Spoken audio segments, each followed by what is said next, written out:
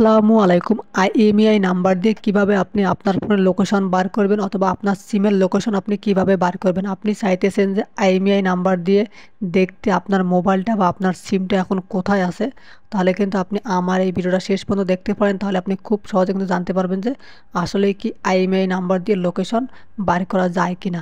ভিডিওটি শুরু করার আগে একটাই রিকোয়েস্ট, প্লিজ সাবস্ক্রাইব করে অনেক অনেক বেশি শেয়ার করে দিবেন যাতে সবাই এই বিষয় সম্পর্কে জানতে পারে। দেখেন, আপনি যদি গুগল ক্রোমে এসে জাস্ট সার্চ করেন IMEI স্পেস চেক, এটা লিখে আপনি সার্চ করেন, তাহলে কিন্তু আপনার সামনে অনেকগুলো ওয়েবসাইট চলে আসবে।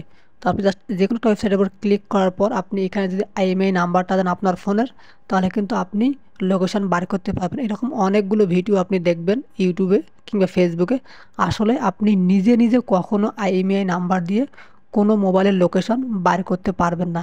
এটা শুধুমাত্র বাংলাদেশের যারা সাইবার সিকিউরিটি নিয়ে কাজ করে, অর্থাৎ যেসব পুলিশ ভাইরা সাইবার সিকিউরিটি নিয়ে কাজ করে, হারানো মোবাইল খুঁজে বার করে, তারাই শুধুমাত্র আইএমইআই নাম্বার দিয়ে যে কোনো মোবাইলের লোকেশন বার করতে পারবে। আপনি, আমি বা যারা সাধারণ পাবলিক আছে আমরা কিন্তু কখনোই পারবো না, কারণ এই অ্যাক্সেসটা আমাদের কাছে নাই।